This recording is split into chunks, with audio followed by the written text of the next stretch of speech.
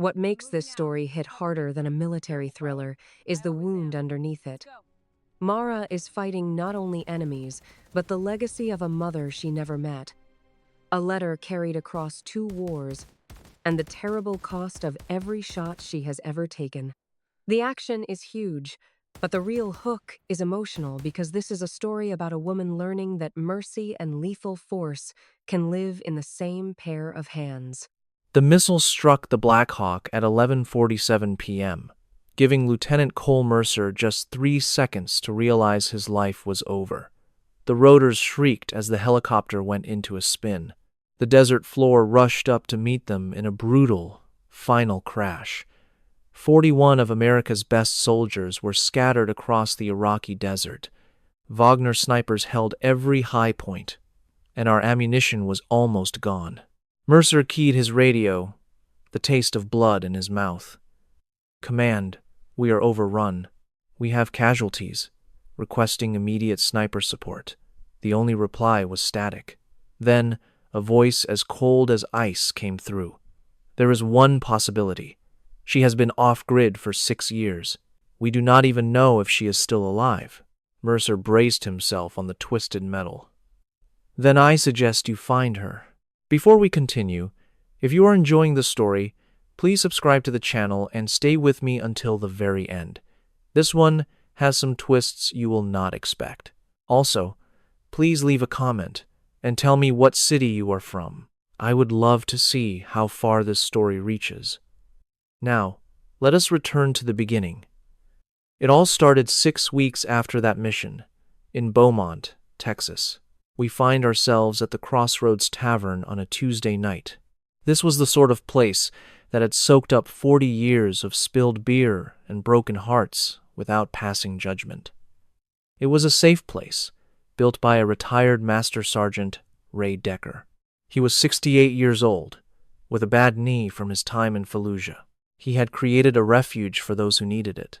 The woman tending the bar that evening was a 22-year-old named Mara Calloway. She had long, dark brown hair that fell past her shoulders. She was dressed in a plain white sports top, camouflage pants, and a pair of old, worn-out boots. She wore no jewelry, no visible rank insignia, and she had a past that nobody in that bar could have guessed. She moved behind the bar with a unique kind of alertness. She was always watching, always perfectly positioned, and she never made a wasted motion. 4 off-duty Marines were still there long after the last call. They were getting loud, having had enough cheap whiskey to think their worst ideas were brilliant. The one who seemed to be their leader was Staff Sergeant Victor Rohr, an infantryman of 31. He was a mountain of a man, standing 6 feet 3 inches tall and weighing 240 pounds of solid muscle. He was the kind of guy who could never accept that a small woman behind a bar might be the most dangerous person in the room. He noticed her tattoo when her sleeve shifted as she wiped down the counter. It was a Navy SEAL trident on her right forearm. The ink was professional, the kind that cost serious money. It was a tattoo that told a very specific story, if you knew how to interpret it. Rohr thought he knew. "Well, what do we have here?" His words were thick with alcohol, far beyond the point of good sense. "Our little bartender here thinks she is some kind of elite soldier." Mara did not even glance his way. Her cleaning rag continued to trace slow, methodical circles on the polished wood. Her hands moved with a familiar grace, a motion practiced so many times it had become instinct. Rohr's corporal, Dean Fitch, was 26 and had a sharp, observant mind. He slid off his stool and approached the bar. He set his Sig Sauer pistol on the counter with a deliberate click. The light from above reflected off the dark metal. "Prove it," Fitch challenged. "Tell me what this is." Mara's gaze flickered to the weapon for only a moment. It was all she needed to assess it completely. "A 9 by 19 millimeter Parabellum," she said, her voice a little gravelly. She sounded like someone who did not waste words and was perfectly fine with silence. "It takes a 17-round magazine, and there is carbon buildup on the barrel. You have not cleaned this weapon in at least 3 weeks. The extractor spring feels weak. That firearm will probably jam on you after a few rounds. A heavy silence settled over the bar. It was the kind of quiet that makes a room feel colder. Fitch's jaw hung open slightly. He looked as if he wanted to speak, but the words would not come. "Lucky guess?" he finally stammered. "Anyone can look up gun specs online." But his confidence was visibly shaken, and Roar saw it. The big sergeant pushed himself off his stool. He moved in so close that Mara could smell the cheap whiskey on his breath. It was the kind of liquor that burns your throat and feeds your worst impulses. He reached over the bar and grabbed her wrist.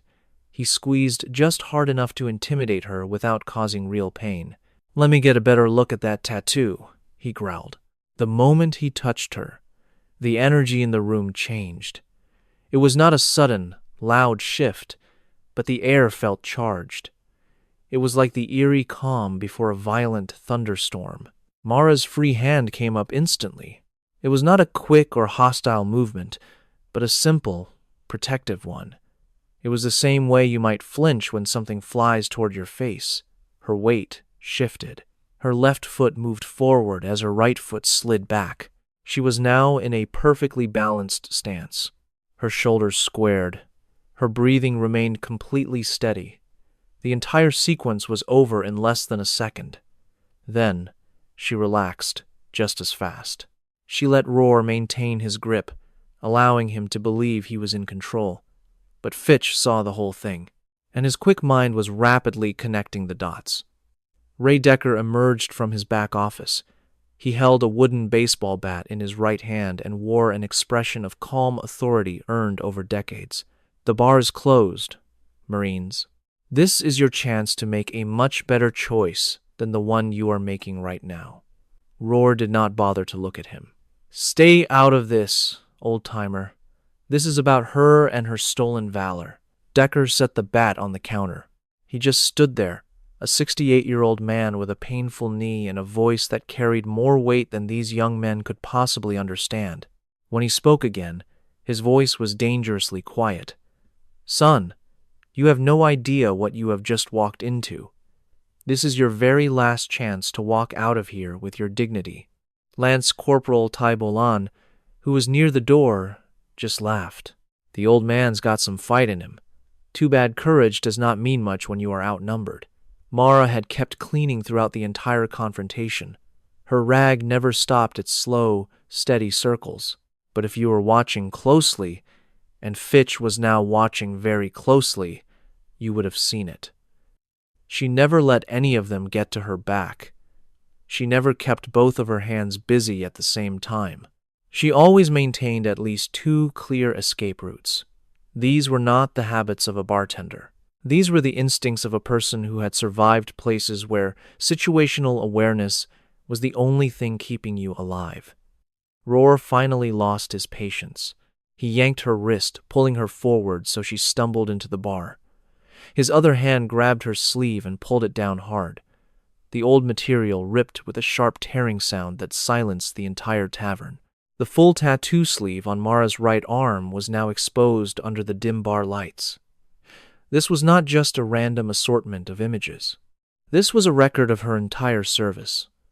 The Navy SEAL trident was the main feature on her upper forearm.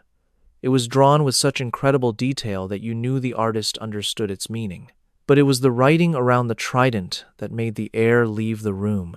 Shadow 6, Devgru Gold, K2, 203, Wounded in Action 6. Beneath that was a list of deployments and their dates.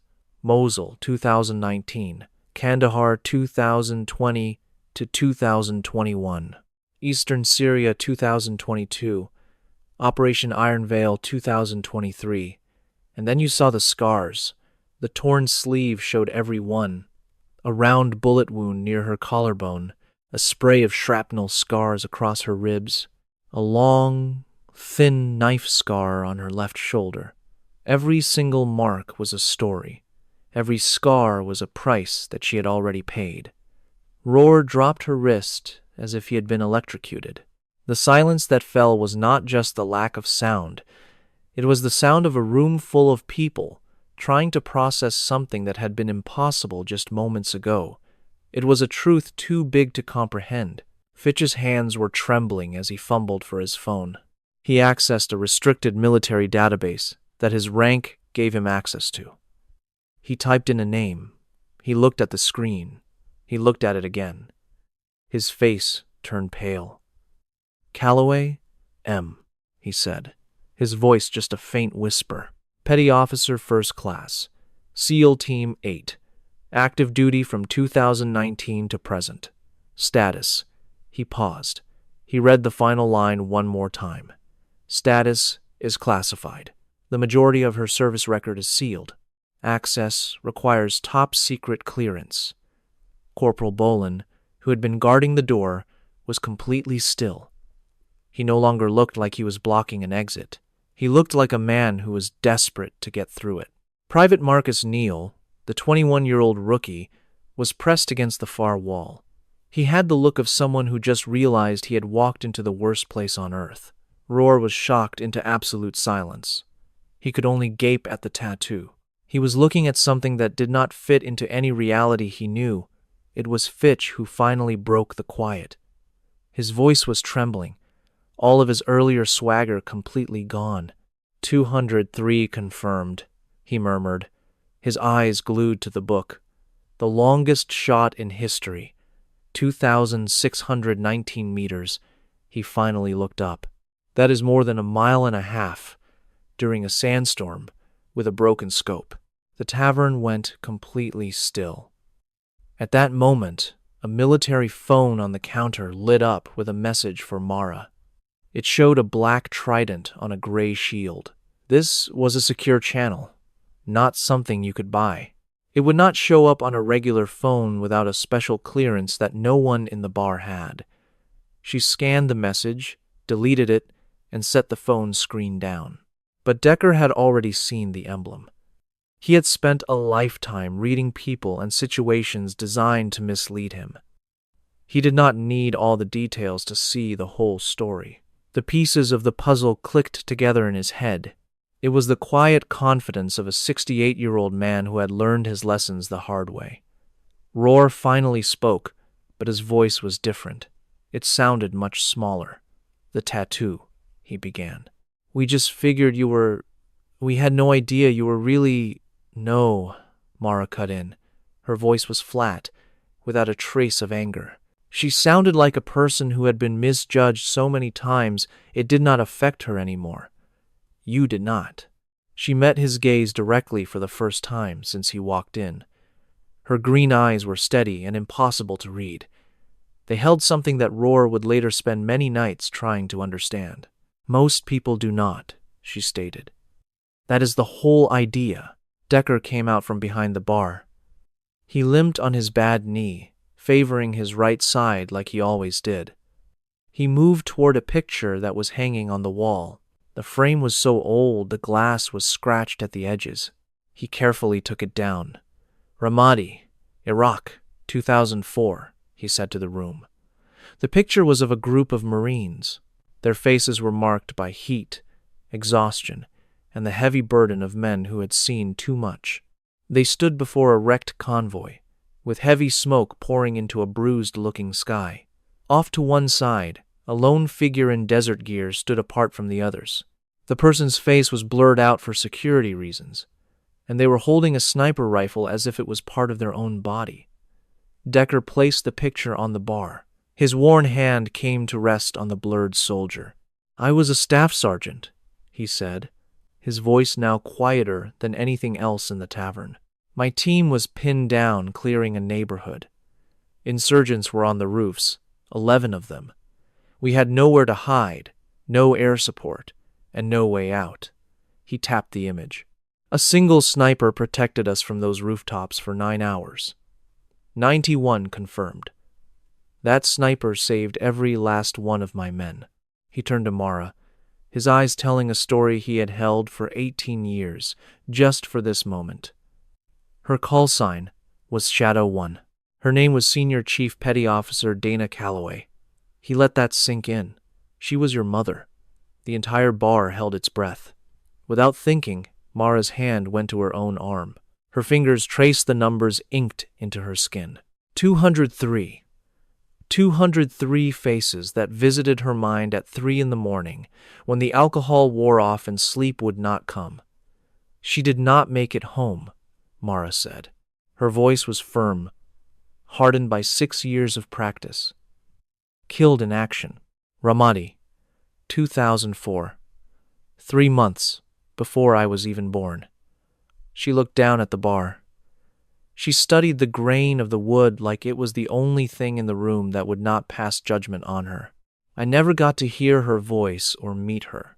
I only inherited her call sign, her record, and the weight of trying to be as good as she was. Decker put a gentle hand on her shoulder. He said nothing, just offering his presence. And right then, in the quiet of Crossroads Tavern, a small bar in Beaumont, Texas, on a Tuesday night, 4 Marines stood completely still. They had come in with certain ideas about the world and were now discovering it was a lot more complex than they ever imagined. Rohr looked from the picture to Mara, then back down to the tattoo. His sergeant's stripes suddenly felt like they were made of cheap cloth. He opened his mouth to speak, closed it, then tried once more. He cleared his throat. "Ma'am," he said softly. That single word carried the weight of everything he now realized, and it could not undo any of what he had done. "I am not sure what to say." Mara picked up a rag. Her hands started cleaning the bar in smooth, familiar circles. It was an old habit taking over while her mind was frozen. "I know," she replied. "That is how you start to learn." The silence did not last long. The front door of the Crossroads Tavern flew open with a sudden crash. Almost everyone in the bar went for a weapon out of pure instinct, but not Mara. She just shifted her footing slightly to face the new threat. Her body responded with the reflexes of someone who had never really left a combat zone. 2 people entered. The first was a woman in civilian clothes, just a jacket and jeans, but she walked with an authority that had nothing to do with her outfit. The second was a man in a full navy dress uniform. It was so covered with medals that the ribbons alone told a 30-year story of serving in the world's most dangerous places. Commander Priya Okafor, 44, moved like someone used to making life-or-death decisions and carrying that burden. Behind her was Captain James Thorne.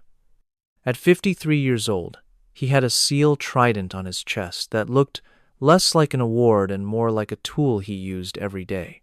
Both the commander and the captain looked right at Mara. Then, at the exact same time, they both snapped a full military salute. This was not a casual greeting between soldiers. It was a sign of the highest respect, given only to someone whose accomplishments were nearly unbelievable. Mara's posture instantly became rigid.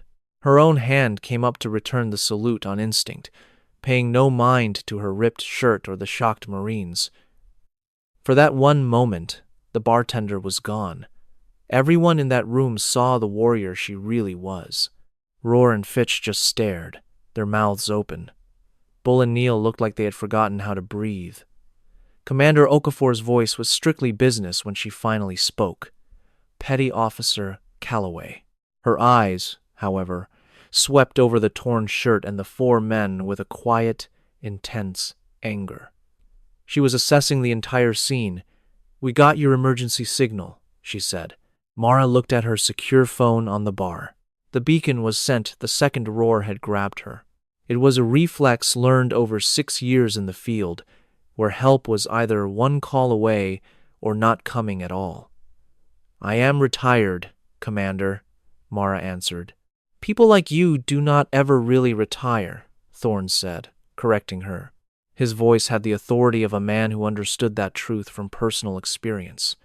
"They just take very long leaves of absence." The 4 Marines were now standing bolt upright at attention. Their training had completely taken over, cutting through their shock and the booze, which was the purpose of all that training. You do not get comfortable when senior officers like this enter a room. You do not make excuses. You just stand there and prepare for what is coming. Okafor's gaze moved across them like a weapon system, analyzing each one. "Would one of you like to explain to me why 4 United States Marines are menacing a decorated SEAL veteran in a public place?" Roar's voice was strained. Ma'am, we had no idea. The tattoo, it looked like... We just assumed she was... You assumed a woman who weighs 130 pounds could not possibly be a special operator. Okafor finished for him, cutting him off. You saw what you expected to see, not what was right in front of you. You let your prejudice and the alcohol make choices that your training should have stopped. She took out a tablet and swiped the screen with an expert motion. The display showed classified service records. Most of the text was covered by black lines, but enough was visible to tell a story no one in the room was ready for. Calloway, Mara Elena, Petty Officer, First Class, SEAL Team 8, Basic Underwater Demolition SEAL, Class 311, graduate of 2019, the first woman to pass the training in the Classified Integration Program. Navy Cross, details classified. Silver Star, details classified. Okafor's voice was steady and measured. 203 confirmed kills over 5 tours. The longest confirmed shot in history at 2,619 meters. That is 1.6 miles. In a sandstorm, using a damaged scope while wounded, the tavern was now absolutely silent. It was the kind of quiet that falls when people realize the gap between what they thought was true and the reality was not just a gap, but a vast, empty canyon. Thorne took a step forward. Operation Iron Veil, Eastern Syria, last year. 39 operators were pulled out alive. We had 0 casualties on that mission. She held the high ground for 19 hours by herself after her spotter was killed. Mara's jaw clenched. She never imagined that operation would be discussed in a bar in Beaumont, Texas. The flicker of emotion on her face was gone in less than 2 seconds as she regained her control. Fitch's face went completely pale. Bolin could only stare at the ground. Neil studied his hands like they were completely new to him, while Roar's fingers moved toward the sergeant's stripes on his sleeve. Ma'am, I will report myself to my commanding officer tomorrow morning for assaulting a veteran, for conduct unbefitting a Marine. I am prepared for any punishment. Wait. Mara's voice was calm. It was not loud, but it had the weight of a commander whose orders meant life or death. Roar's hand froze. You made an error. Your pride and the alcohol guided your actions. Those are mistakes in judgment, not flaws in your character. You have a chance to learn from this. She walked out from behind the bar with a deliberate poise Fitch had noticed all night. Every movement she made had a clear intent. She stopped directly in front of Roar, looking up at the man who was much taller than her. Just 2 hours before, he believed his size gave him all the power. From her pocket, she pulled a challenge coin, its surface worn from years of being held. One side showed a Navy SEAL trident. The other had a message for those who carry the heaviest burdens. It was signed by Admiral William H. McRaven. He gave this to me after a secret mission in a country I was never supposed to be in, for things that will never be in any official report. She held the coin out to him. He taught me that the most important lesson for a soldier is not learning how to attack. It is knowing what is truly worth defending. Roar looked at the coin as if it were a bomb. Ma'am, I am not worthy to even touch this. Not right now, Mara agreed. But you could be one day. A moment will come when you must choose between your ego and another person's safety. You will have to pick what you want to be true over what actually is true. When that day arrives, I want you to recall what happened here tonight. She placed the coin firmly into his hand. Remember that the most skilled person in this bar was a 22-year-old bartender who chose to pour drinks instead of causing pain, and you almost couldn't see that. Roar's hand closed around the coin. He found it difficult to swallow. He remained silent because no words could ever be sufficient. And deep down, past the liquor and his wounded pride, he knew that was true. Just then, Okafor stepped forward, blocking Mara's way as her entire attitude changed. The professional confidence was still there, but now it was joined by something else. It was a deep feeling of urgency. The type of urgency you witness in a person who has vital information that must be shared right now. We must discuss the real purpose of our visit. She lifted the tablet's screen. It displayed satellite photos of a desert with an area circled in red. 11 separate positions were marked, creating overlapping fields of fire. This was from 68 hours ago. A SEAL Team 6 unit was ambushed in northern Mali while on a hostage rescue mission. The information they were given was a setup. They walked right into a perfectly executed trap. 4 operators were lost in the first hour. The remaining 37 are trapped inside an old building. Their ammunition is down to 12% and falling quickly. Mara studied the image. She did not intend to start planning a strategy, but her mind began doing it automatically. It was like breathing for her, a talent developed over 6 years of hard training. She analyzed distance, elevation, wind, and angles of attack. 9 elite marksmen, Thorne added. Former Russian, former British, and 2 ex-American contractors with a serious grudge, which makes them incredibly dangerous. They are using thermal scopes, they have all angles covered, and they are taking out the members of Team 6 one after another. How long do they have left? Mara asked. 5 hours, Thorne answered. After that, enemy soldiers will have them completely boxed in. A rescue will be impossible, no matter how much air support we send. He passed his satellite phone to her. A text message was visible on the screen. She read it through.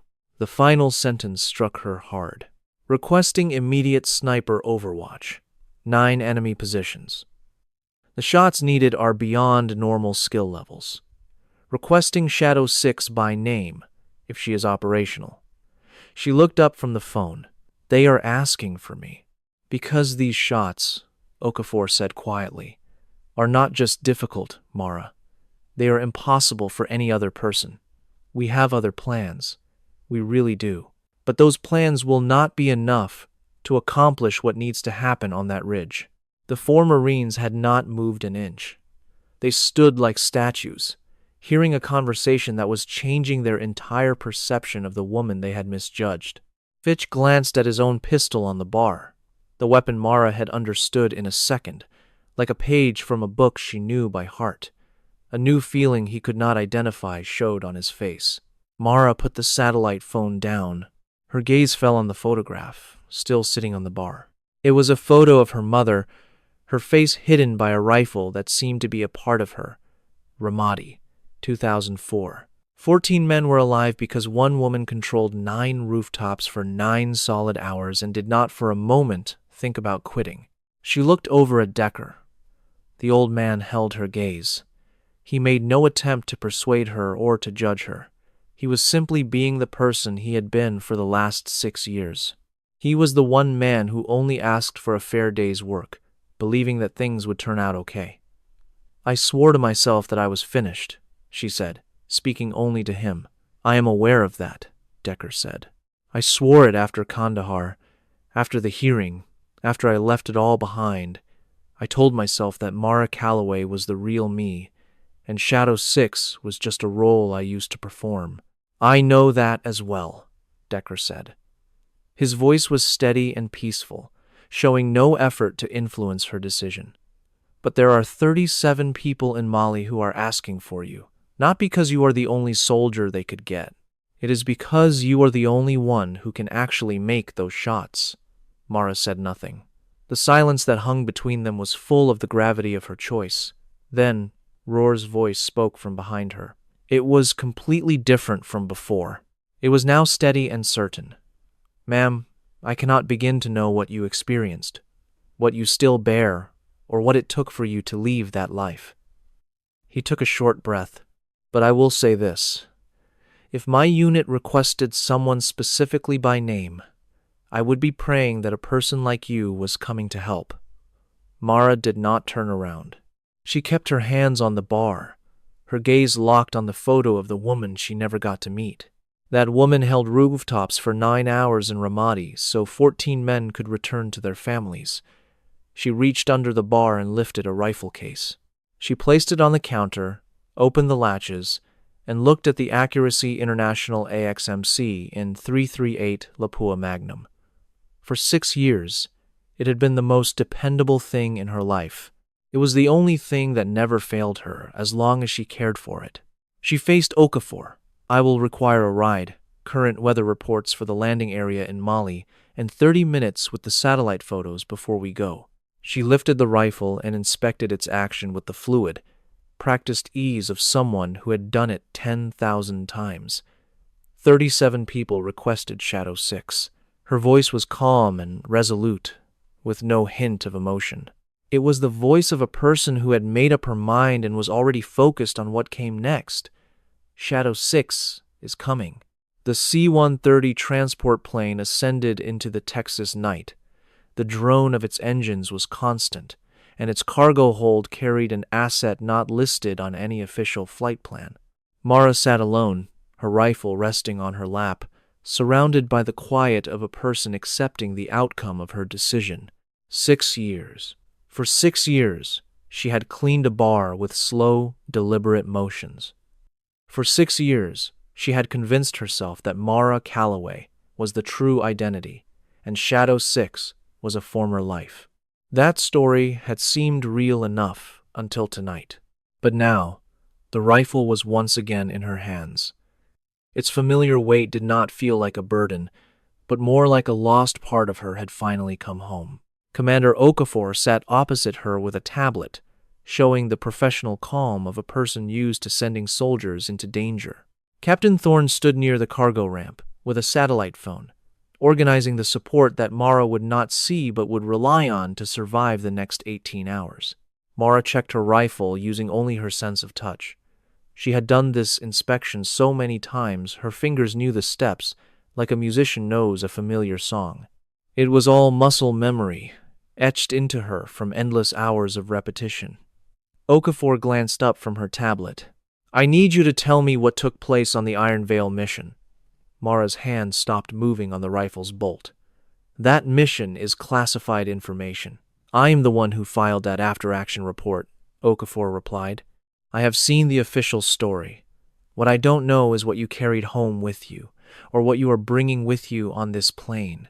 The cargo hold was cold, and Mara looked at the woman who had been her commanding officer. She knew this was not just a simple question. Okafor was doing her usual pre-mission check. She had to be certain her operative was ready for a mission where failure was not an option. Mara just stared off into the distance. The place was Kandahar. The year was 2022. She had learned long ago that ignoring a memory only made it stronger. My spotter was Chief Petty Officer Chaewon Lim. He was the best I had ever seen at reading the wind. He could guess the distance to a target just by looking accurate to within 3 meters at 1,000 yards. His calm was so complete it could make you feel safe, even when the world was falling apart. Okafor let the quiet linger, a skill she had mastered over the years. Mara continued. 2 hours into the mission, he took a 7.62 round to his left lung. I could hear the air whistle out of the wound with every breath he tried to take. That left me with a choice. Her hands moved with purpose, checking her weapon piece by piece. I could stop shooting and try to save his life, but our unit was trapped in the valley below us. If I stopped my covering fire, they would be wiped out in a matter of minutes, all 39 of them. The hum of the plane's engines seemed to grow louder in the silence. Or I could keep firing, protect my unit, and let Chaewon die right there beside me. She told the story without a single flicker of emotion, as if the words had been worn smooth from being replayed in her mind every night. I was there on that mission, and Chaewon was my spotter. He had a terrible wound in his chest and a collapsed lung, but he never stopped giving me updates. The wind is 4 miles per hour from the northwest. Your target is at 041. The range is 1,900 meters. Move your aim 1 click to the right. Okafor said nothing. He died after 5 hours, in the middle of a sentence. He was reporting a change in the wind and then he was just gone, like someone switched off a light. Mara looked directly at Okafor. I kept shooting for another 14 hours. Sometime during the 11th hour, my shoulder popped out of its socket. I just switched the rifle to my left hand and kept going. When our team finally got to us, they had to physically pry the rifle from my hands. I just could not let go. She took a moment to catch her breath. I thought if I just held on tight enough, I could somehow undo what happened. Okafor then spoke. And after all that, they ordered you to engage the enemy again. Mara's expression hardened. We returned to our base. Command congratulated me, then told me a Taliban unit was on the move nearby. There were 60 of them, all out in the open. They ordered me to attack. She placed a component of her rifle on the table. I got into my position. I had a perfect, clear shot of every single one of them. But my fingers simply would not pull the trigger. They were retreating. The fight was over. They were no longer a threat to anyone, and all I could hear was Chaewon's voice, his last unfinished sentence. The wind is changing, too. She paused. I got on the radio and told command that I refused the order, and that is when they brought you up on charges, Okafor said, for insubordination and refusing to obey a direct command. They wanted to use me to send a message. The charges were later dropped when 39 operators from SEAL Team 8 all testified on my behalf. It turns out that when you protect people, they want to protect you right back. She picked up the rifle again, but command still made their point. Either you resign, or we will make your life impossible. She looked down at the gun. So I resigned. I became Mara Calloway, a simple bartender, and told myself that was all I ever wanted to be. These 9 snipers in Mali are not in retreat, Okafor stated. They are actively killing American soldiers as we speak. With every minute that goes by, Team 6 loses more ground. I understand, Mara said. For this mission, I need Shadow 6, not Mara Calloway arguing with herself from 2,000 meters out. Then she is yours, Mara said, her voice full of certainty. Just then, Thorne walked over holding a satellite phone. He wore the face of a man who was about to deliver very bad news. The situation in Mali has gotten worse. Team 6 is down to 9% of their ammunition. We have 5 confirmed killed, 11 wounded, and only 32 soldiers are left able to fight. He showed her new images on his tablet. The enemy has brought in more forces. There are now 12 snipers, 3 more than we knew about. He pointed to one photo on the screen. This man is our main problem. Alexander Pota, a former agent of the Russian Federal Security Service. He has 31 years of experience and is credited with perhaps 70 kills. He is leading their sniper team, and he is one of the best. Mara examined the photos with intense concentration, not just looking at pictures, but solving a complex puzzle. She saw the main building, the 12 enemy positions, and how their fields of fire supported each other. A true professional had set this up. The best landing zone is 3 kilometers to the south, she said. From that ridge, I will have a clear view of 7 of the 12 enemy nests. She traced lines on the screen. The other 5 are inside buildings. There is no direct line of sight, which means I will have to move while they are actively shooting at me. Thorne began to say, The official field manual says. I am not using the manual, Mara cut in, zooming in on the building plans. Buildings have windows. Windows are openings, and a bullet can pass through an opening. She drew a line that passed through 3 separate buildings, 4 panes of glass, and 2 different temperature zones. The target was in a secure room with no direct view from the outside. That is target number 8, she stated. My bullet will enter through this window, travel down this hall, and exit out that window. It will cross the open courtyard, enter the second building here, and travel through the office to his position. 1 shot, 4 windows, from 2,400 meters away. Thorne could only stare, completely speechless. That shot is absolutely impossible, he finally said. Mara ignored him. Target number 10 is in a basement. There is no line of sight, but there is a ventilation shaft on the roof. If I fire a round into that shaft at a 31-degree angle, it will bounce off the duct wall, change direction, hit the other side, and drop straight down on top of him. Thorn glanced between Okafor and Mara. A bullet that ricochets twice and still has enough force to be lethal, Thorn said quietly. The laws of physics say that is not possible, Mara agreed. I am going to do it anyway. As the plane started to descend, Mara pulled something from her pack. It was something she had kept for 6 years, but never had the strength to open. It was a sealed envelope, yellowed with age. The handwriting on the front was faded, but the words were still clear. To my daughter, in case I do not make it home. Okafor froze. Decker gave this to me 2 years after I opened my bar, Mara said softly. She gave it to him in Ramadi, 3 weeks before she was killed. She made him promise to find me one day and give it to me. Mara turned the letter over and over in her hands. I have carried this for 6 years but could not bring myself to open it. Reading it would have made her death real, and I was not ready for that. She looked up at Okafor, her expression completely open. But if I am going to be Shadow 6 again, if I am going to add 12 more names to the 203 that are already on my conscience, then I need to know what she wanted me to know. Her fingers broke the seal. The paper inside was old and fragile. The ink had faded, but the words were clear, and they spoke directly to Mara's heart. My dearest child, if you are reading this, it means I did not come back to you. I am writing this from a base in Ramadi before my next mission. Being a shadow is not about how many you kill. It is about knowing when to stop counting. I held 9 rooftops today for 9 hours. I had 91 confirmed kills. In the 10th hour, Command ordered me to keep firing on men who were trying to drag away their wounded. They were no longer fighting. They were no longer a threat. I let them go. Command was very angry, but those men were someone's sons and someone's fathers. To kill them would have been murder, not war. If you choose to be a warrior, and I know you will, you must always remember this. The hardest shot you will ever take is the one you choose not to.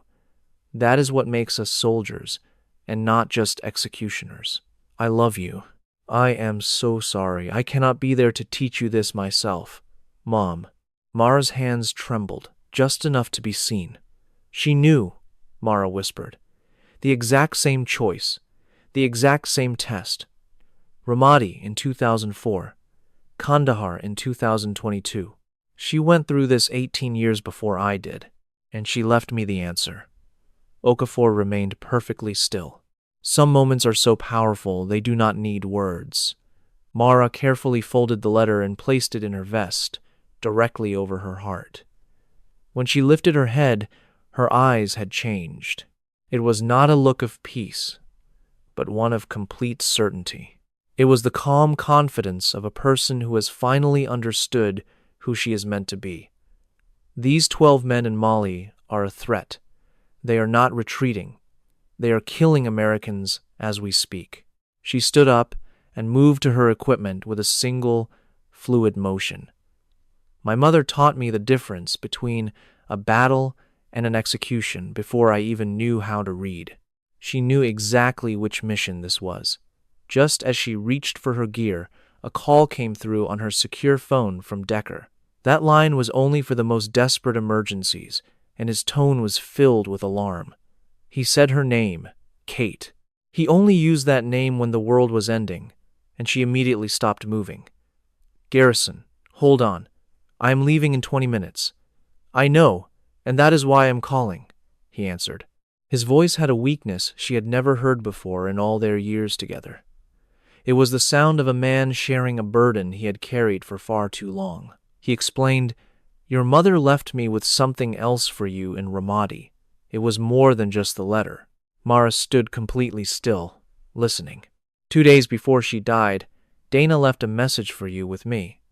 She said, If my little girl becomes a warrior, you need to teach her that saying no is the bravest thing she will ever do. He paused, his voice softening. Mara, she knew she was not coming back. She wanted you to have a choice that she never got. That is why I am giving you that choice right now. You can walk away from this mission. No one will think less of you. But Mara simply shook her head. If I step aside, someone else will have to go, and they will not be able to make those shots. Then 32 of our people will be lost in Mali because I wanted to be left alone. Or maybe someone else goes and succeeds, and everyone comes home. Then you could just go back to being Mara Calloway, without 12 new ghosts to haunt you at 3 in the morning. She looked at the planes, the guns, and the equipment. It was all from a former life she had fought so hard to escape. But it was also a part of who she was. I have to go, she stated. This is my choice, not my duty. There is a world of difference. Garrison was silent on the line for a long moment. I will be right here when you get back, he finally said. I will be your safety net. But what if something goes wrong? Nothing is going to go wrong, he declared with absolute certainty. You are Dana Calloway's daughter. Shadows do not fall without putting up a fight. Mara almost smiled. Just keep an eye on the bar for me. You just keep an eye on yourself first. She slipped the phone into her pocket. For 3 full seconds, she stood motionless with her eyes closed. Under her flight suit, she gripped her parents' dog tags against her chest. Then, her eyes snapped open, she grabbed her rifle, and she strode toward the loading ramp.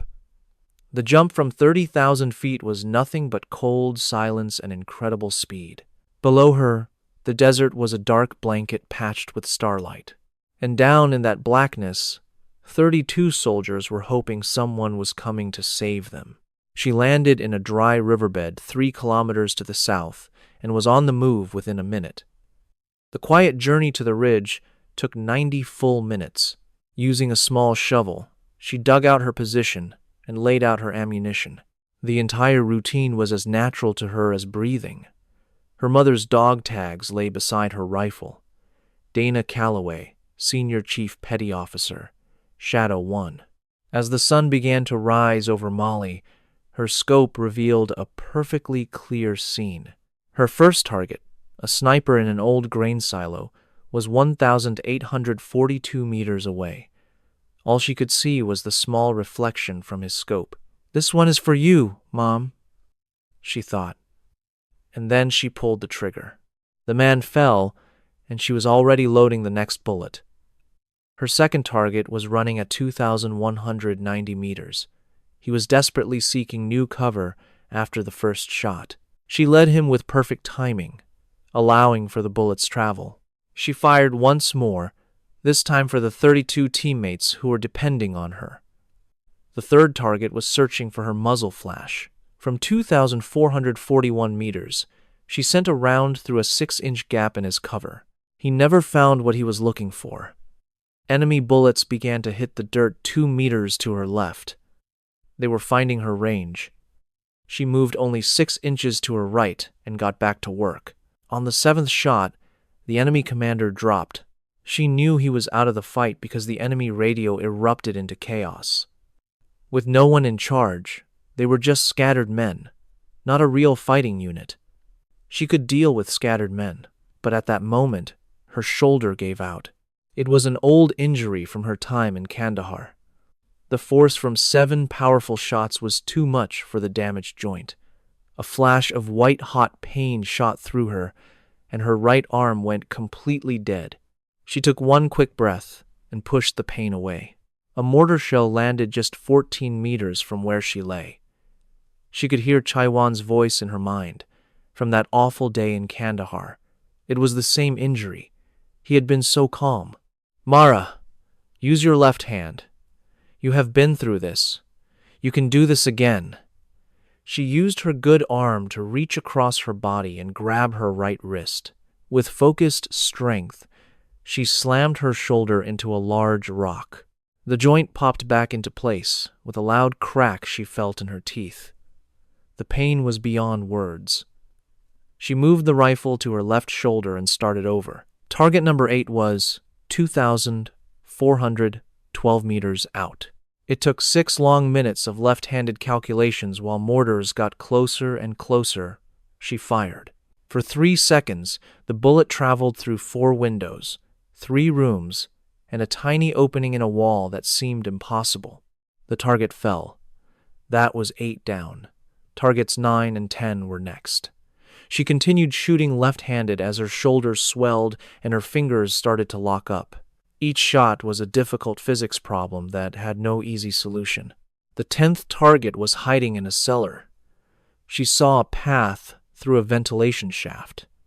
After 9 minutes of intense work, she fired from 2,744 meters. The enemy radio became completely quiet. That was all the proof she needed. 11 were gone, and only 1 remained, Alexander Pota himself. He was a seasoned professional with 31 years of experience. He was in a concrete bunker with just a 7-centimeter viewing slot. The range was 2,847 meters. She prepared for the shot with extreme focus. She considered the wind, the air temperature, the humidity, and even the planet's rotation. With her left hand, she adjusted the scope. Every click was a small adjustment for a shot nearly 3 kilometers long. She held her mother's dog tags in her left hand, feeling the cool, familiar metal. "This one is for you," she whispered. She found the quiet space between her own heartbeats. Then she took the shot. 5.2 seconds later, the bullet went straight through that 7-centimeter opening. Alexander Pota never knew what hit him. Her radio suddenly filled with voices. "All snipers have been neutralized. Shadow 6, you are clear for extraction.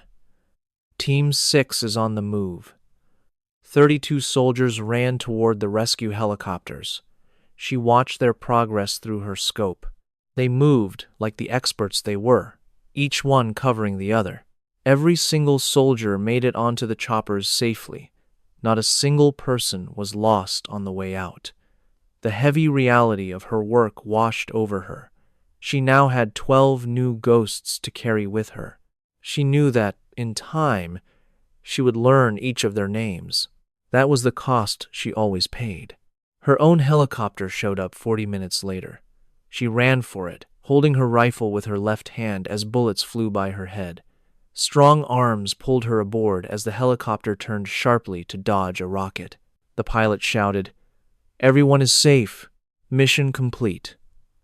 Mara sat on the floor, her rifle on her lap, her shoulder throbbing with pain. A young Navy medic carefully touched her arm. He said, "This is going to hurt a lot." A small laugh almost escaped her lips. The pain had started years ago back in Kandahar and had never really gone away. A little more was nothing she could not handle. She watched the desert get smaller as they flew away. 12 enemies were eliminated. 32 friends were alive and heading home. A letter from her mother was safely tucked inside her suit. She could feel it with every single breath. The words came back to her from 18 years before. The hardest shot is always the one you choose not to take. She had taken 12 shots tonight, but she had held back on that one shot in Kandahar, and now she finally understood it all. Both choices were born from the same lesson her mother never had the chance to teach her face to face. She now saw the clear boundary between being a soldier and just being a killer. It was a line that made the work bearable and made self-control possible. It was the very thing that defined her as Shadow 6, and not just another person with a gun. She pushed the dog tags back into her suit. She felt the smooth, old metal rest against the scar on her collarbone. One piece of her history was touching another. The flight back home was 19 hours. Mara slept hard, the kind of sleep that only comes when you push your body beyond all its limits. It was not a restful sleep, but a necessary shutdown. And when she dreamed, she saw Chan, not the 12 men from Mali. The details always surfaced later, when the statistics became people with names and faces. Chiwan was one of them. His final look in the 5th hour, just as his life faded, was burned into her memory. A change in the wind was followed by complete quiet. Nothing but the desert, her weapon, and another 18 hours to go. Landing in Beaumont, She woke up, feeling lost.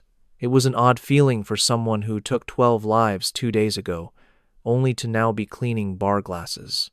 Ray Decker stood on the runway, resting against his truck, favoring his bad knee. He was perfectly still, like someone who waited so long that giving up was unthinkable. He observed her coming down the ramp with her arm in a sling and her equipment in the other hand. A whirlwind of feelings crossed his face before it calmed. He embraced her gently, mindful of her injuries. "You made it back," he murmured. "I said I would." His hug lasted a second more than necessary, and she allowed it. For 18 years, he kept her mother's dog tags for a daughter who never knew to look for them. He deserved that extra moment. 32 are safe, she said when he released her. 12 are not. Our work continues. She stated it plainly, without any emotion. Our work continues, he echoed, then asked quietly, "How is the shoulder?" "Corman fixed it for now. I will need an operation later. Right now, it is just a costly ache." Decker acknowledged this, as if it were a common complaint. He held the truck door open for her, and they started toward Beaumont. The Texas morning seemed unnaturally peaceful. The sky was clear blue, there was hardly any traffic, and a song about returning home was on the radio. Mara gazed out the window, aware of the vast distance between her recent past and the world rushing by at 60 miles per hour. "I keep thinking about Pod," she confessed into the silence. The words escaped her without thought. He was a highly honored soldier. Alexander Pod had served for 31 years and had 60 confirmed targets. She thought about his daughter, if he had one. Would she now spend 2 decades building an image of her father from awards and secret documents, the way Mara did with her own mother? It was likely. As always, Decker's reply was brutally direct. He offered no comfort or easy words to lessen the blow.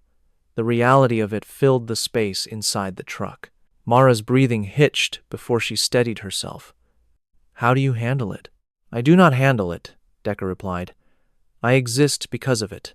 Your mother sent 14 people home to their loved ones in 2004 by securing those roofs. This week, 32 people are returning home because you defended that position. That is not a burden. It is a reason. There is a huge distinction." As they arrived at the Crossroads Tavern, Mara saw them immediately. 4 men in regular clothing stood waiting, but their stance was undeniably military. It was a bearing so ingrained it had become part of them. Rohr, Fitch, Boland, and Neal. She exited the vehicle, her body protesting with a sharp pain. The 4 men immediately stood straight and offered a precise military salute. The motion was weighted with the full meaning of their new knowledge. "We were mistaken," Rohr stated. His tone was transformed from 2 nights ago, stripped of its intoxicated pride. It was now clear and heartfelt. "Everything we believed, all the things we said about you, were completely off base, and we apologize. We understand that an apology is insufficient, but it is what we have. I know," Mara responded. Her eyes met each of theirs. "And you showed up today. That is more important than you realize." She moved to the entrance and paused. There were truths that had to be spoken, burdens she was too tired to hold on to any longer. "First lesson," she announced. "Respect comes from your actions, not your image. You have shown you understand that by coming here, rather than hiding on base and wishing I would disappear, this is where you start." Her gaze fell on Fitch, who looked as though he had not slept in 2 days. "Second lesson. You judge a fighter not by their body count, but by their wisdom to know when taking a life is necessary and when it is not. That is the single line between a warrior and a killer. My mother put that in a letter from Romani back in 2004. I just read it on a plane 2 nights ago. It took 2 conflicts and 18 years for me to truly understand what she meant." Neal, the youngest of them at 21, spoke up. He seemed like a person questioning his own motivations. "What is the third lesson?" he asked quietly. "2 days ago, I ended 12 lives," she stated simply. "I was so far away they had no idea I was there. I made shots that defy belief. By doing that, I ensured 32 others survived." She allowed the gravity of her statement to fill the silence. "Tonight, all 12 of them will appear in my nightmares. I will wonder about their loved ones. Their faces will be added to the 203 I already see at 3 in the morning." She pulled the door open. "That is the price for being Shadow 6. That is the truth you are looking for. The ability is not the hard part. The burden is what you bear forever." She held their gaze for a final moment. "Do you still want to learn this?" The 4 Marines exchanged a look, and a quiet understanding was reached. Roar answered for the group. "Yes, ma'am. Good. Tomorrow, I will teach you the right way to clean a rifle. If you fail to maintain your firearm, the rest is meaningless." She stepped inside. Once behind the bar, her hands went to work automatically. She picked up a glass and cloth, cleaning with the same careful rhythm she had practiced for 6 years. The action was a complete contrast to her other profession, yet it felt familiar. It required precision, patience, and repetition. It was about seeing the task through. The glass shook in her hand. She put it on the counter and stared at her fingers. In Mali, these same fingers had threaded a bullet through a 7-centimeter gap from over 2,800 meters. She had done it left-handed, with a dislocated shoulder, while taking fire. Her hands had been rock-steady for all 12 shots. Here, in a peaceful Texas tavern, they trembled. She held the bar tightly, her knuckles turning pale. The real price of her work always collected its due later, and with great force, 215 faces. 12 more phantoms to haunt her in the early morning. He joined her, sensing that some silences are meant to be shared. He placed 2 tumblers on the bar, filled them with whiskey, and pushed one toward her. "I know you do not usually drink," he said, "but tonight we raise a glass." She took the drink, gazing into the golden-brown spirit. She saw the muzzle flash of her rifle and 32 soldiers fleeing from 3 kilometers away. "To the 32 who made it home," she murmured, "and to the 12 who did not. To Chiwan, my mother, and every ghost who paid for our quiet. To the violence that is required," Decker added, "and to the wisdom to know when to end it." They both took a drink. The liquor seared her throat, but the warmth in her chest felt deserved. Decker refilled his own glass, his gaze weary with experience. "You can never really leave this world behind," he stated. "Shadow 6 does not retire. She just waits for the next assignment." Mara started to reply when her encrypted phone buzzed on the counter. She looked at the message, then reread it because it seemed impossible. A chill went through her. The text read, "We have identified you. We are aware of your actions. The fallen demand their due. You have 72 hours. She passed the phone to Decker without speaking. His expression hardened. "The Wagner Group," he concluded. "Revenge for Mali." "No." Mara spoke quietly but with absolute conviction. She was already navigating through files on her device. They were classified documents she was not supposed to possess, but she knew where to look. "Do you remember the 60 Taliban in Kandahar? My orders were to eliminate them, but I disobeyed. I spared them because they were no longer a danger." Decker went still. 9 of them survived. She brought up the intel report, showing their names, pictures, and locations. They all belonged to an underground cell that had been operational for 2 years. 7 of those men eventually joined the Islamic State. For the past 2 years, 3 of them have been hunting the American marksmen who spared them. She raised her head. "They were simply looking for the right moment. Molly provided them with your name, something they lacked until now." She placed the phone on the counter for Decker to see.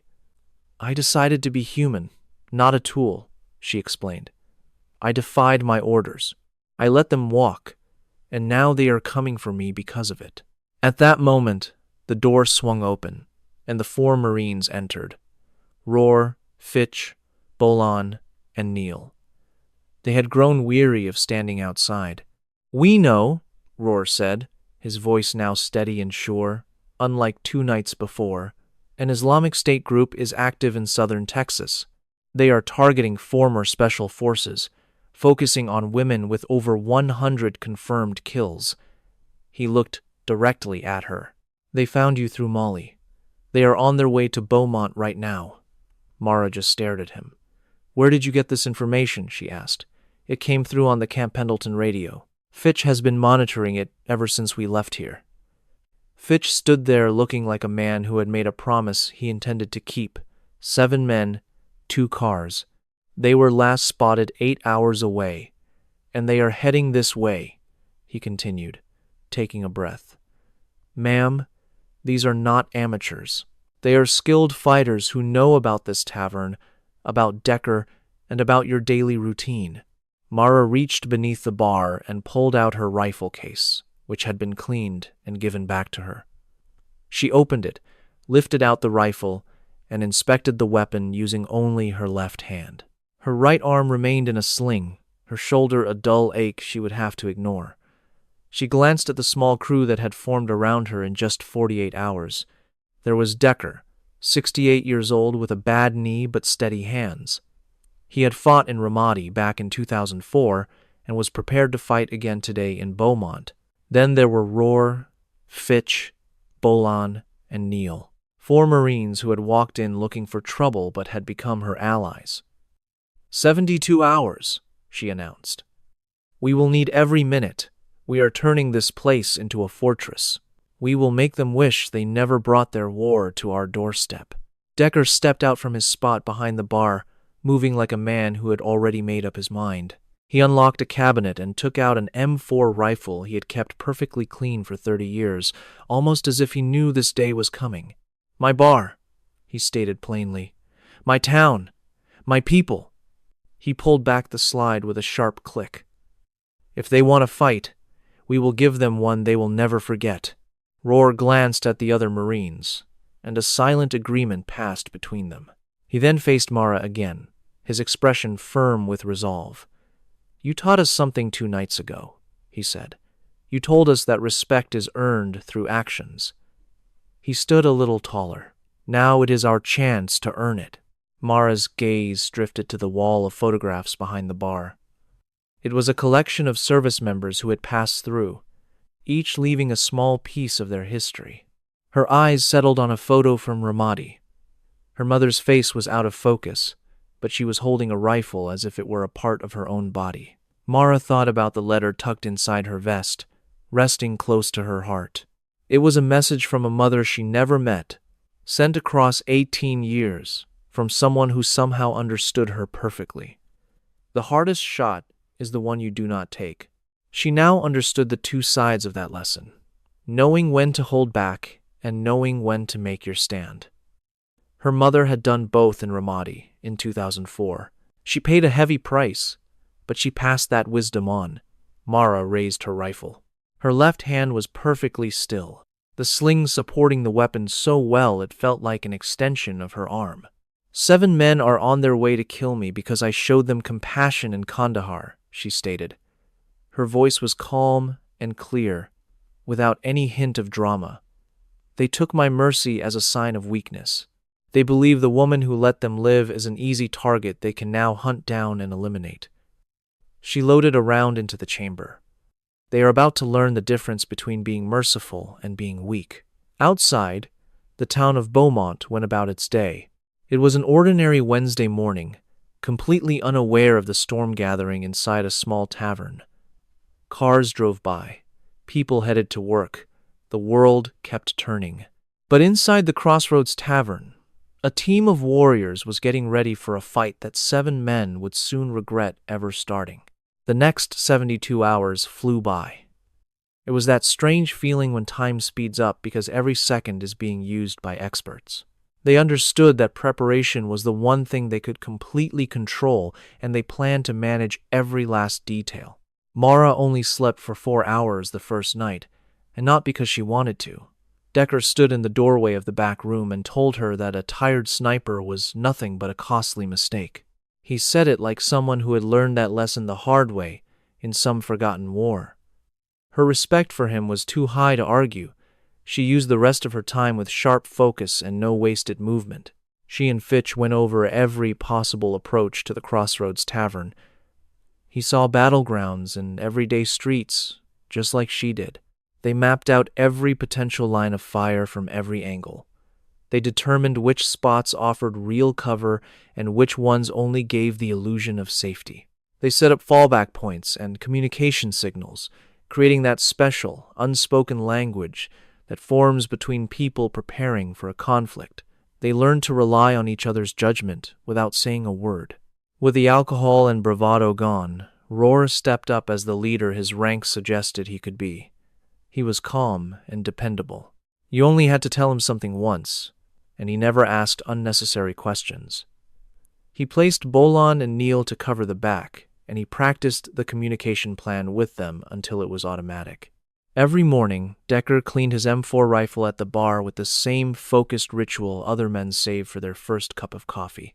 He worked without a word, with careful precision, like a man who had been waiting 30 years for a good reason to use that weapon and had finally found it. On the second night, a call came in from Okafor. Mara took it in the back room and shut the door. "I have new information," Okafor said, her voice sharp and professional. "We have identified all 7 men. They were Taliban, but now they work for the Islamic State. They have spent 2 years planning this mission to come for you. They have your photo, your old addresses, Decker's entire file, and they know you are in Beaumont." "I am aware," Mara replied. Fitch had figured out most of that 12 hours ago. There was a brief silence on the line. Of course he did. Another short pause followed. "Mara, the command can get you out. We can put you in a safe house, give you a new name, a full relocation. You do not have to stay in Beaumont and face them." Mara looked at the closed door. She could hear Decker moving around on the other side, behind the bar. He was the man who had given her a place to feel safe and never asked for a single thing in return. She could hear Rohr's steady voice walking Neil through their communication plan one last time. He sounded nothing like the prideful man who had filled the bar with whiskey and ego just 3 nights ago. "This is my home," she said. "These are my people. I am staying. These 7 men are trained killers, Mara. This is not going to be a sniper shot from 2,000 meters. This will be a close-range fight on your home ground against men who are only there for you." "Good," she answered. "Men fueled by revenge make emotional choices, not smart ones. Emotional choices lead to patterns, and I am very good at breaking patterns." There was a long silence on the phone. "You sound just like your mother," Okafor said at last. Mara could feel the old letter against her skin. It was still there, inside the tactical vest she had not removed in 3 days.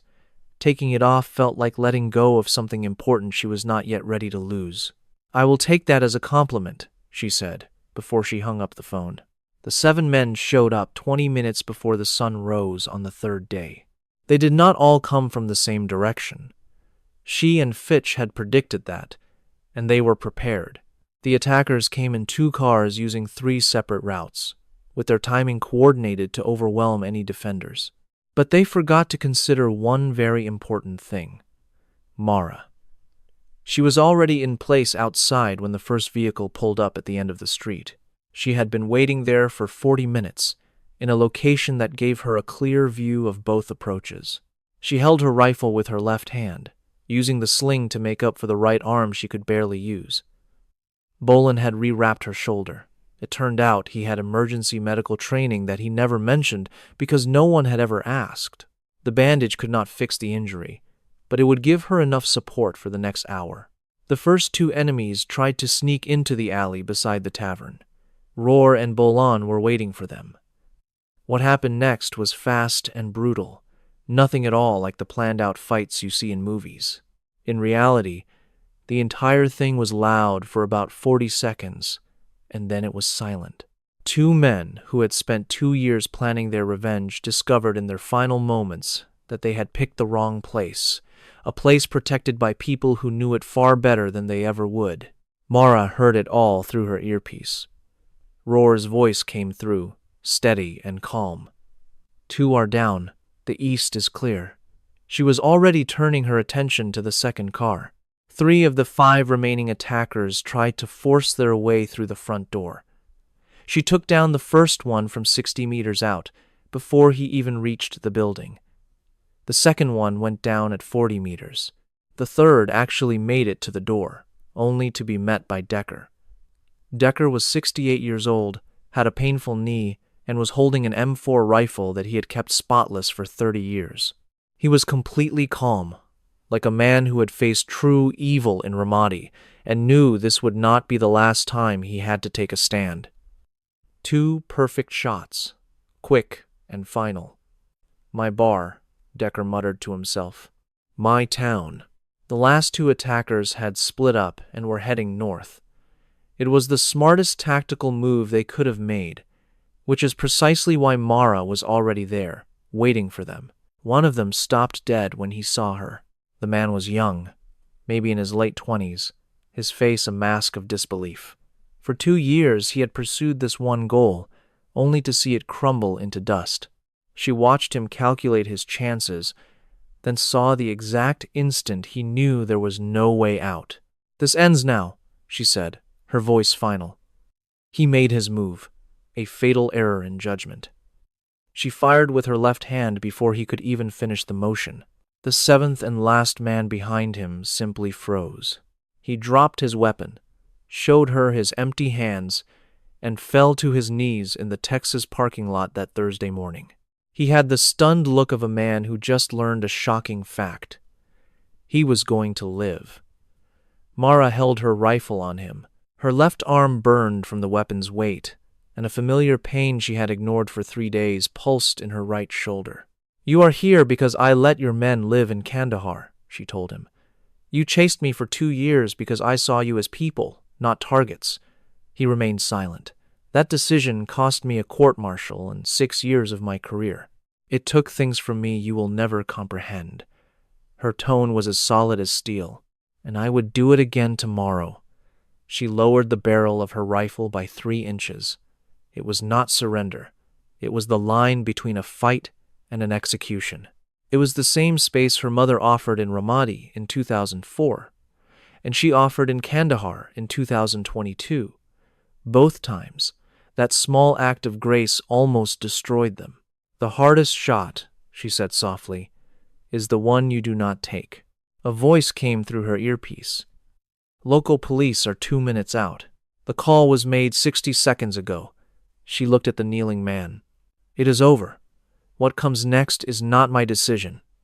She backed away, rifle ready, holding that 3-inch margin. It was not a weakness. It was her entire code. When the police showed up, they found 1 man waiting to be arrested and 6 others who chose a different path. Inside the Beaumont Tavern, a small group of defenders were still standing, having held their ground. 3 hours later, Okafor arrived with Thorne and a federal counterterrorism unit. They handled the scene with the calm professionalism of people who had seen it all before. She found Mara behind the bar, wiping the counter in slow, methodical circles. Okafor sat down across from her and said nothing for a long moment. 6 gone, 1 in custody, she said finally.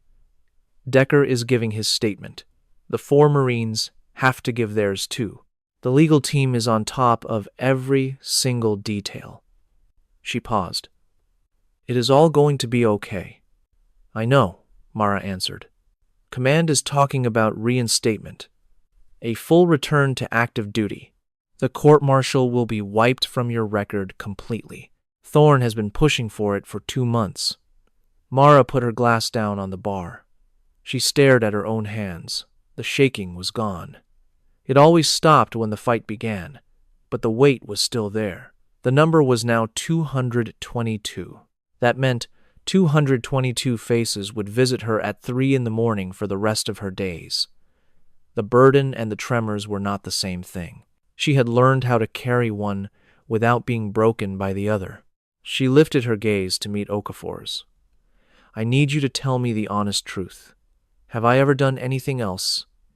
If I go back, if I put that uniform on again, can I also just be Mara Calloway? Can I serve beer, complain about a sore knee, and just sit in a bar with people I care about? Okafor was silent for a long time. Her silence was an answer in itself. I think Shadow 6 and Mara Calloway became the same person somewhere over the Atlantic.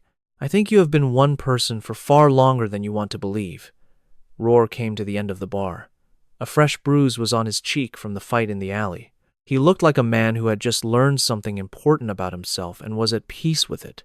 Ma'am, he said, if it matters at all, seeing what you did tonight, out there in the parking lot at the end. He paused, looking for the right words. You had a clear shot. You chose not to take it. That is the most incredible thing I have ever seen. Mara's gaze went from him to the challenge coin she had given him 3 nights earlier. She could see its shape in his shirt pocket, resting where she kept the letter over her own heart. That is the whole lesson, she said. It took me 2 wars and a letter from a dead woman to finally learn it. But that is what it is all about. Decker came out of the back office after his questioning was done. He came behind the bar with the easy confidence of a man taking back his own territory.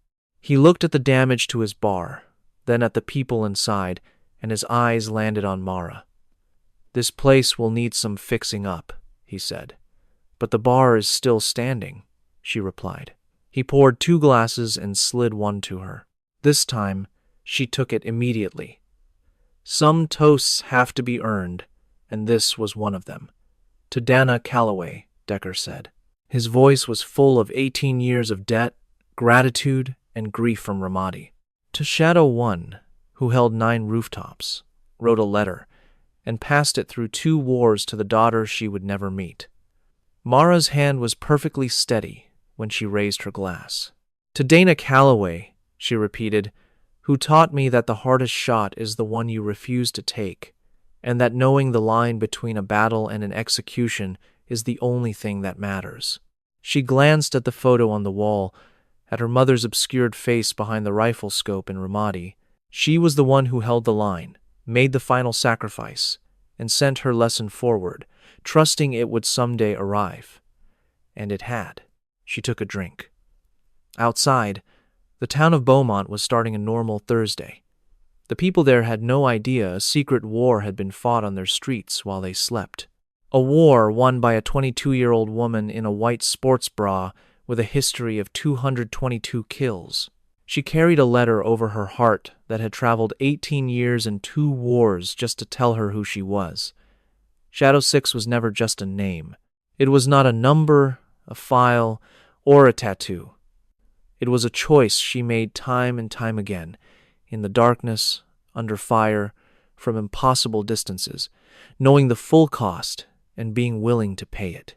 Mara Calloway had tried to leave that choice behind, but the choice would not leave her. Standing at the Crossroads Tavern that Thursday morning in Beaumont, Texas, with a steady hand and her mother's letter near her heart, with 32 soldiers alive and a little girl named Molly who would never know her, she finally accepted it. It was always going to be part of her. Some people are just built to carry a weight that would crush anyone else, not because they do not feel it, but because they choose to carry it no matter the price. With every day, every mission, every bullet fired, and every single one they hold back, with every new face that joins the ghosts that visit at 3 a.m, that was what Shadow 6 meant.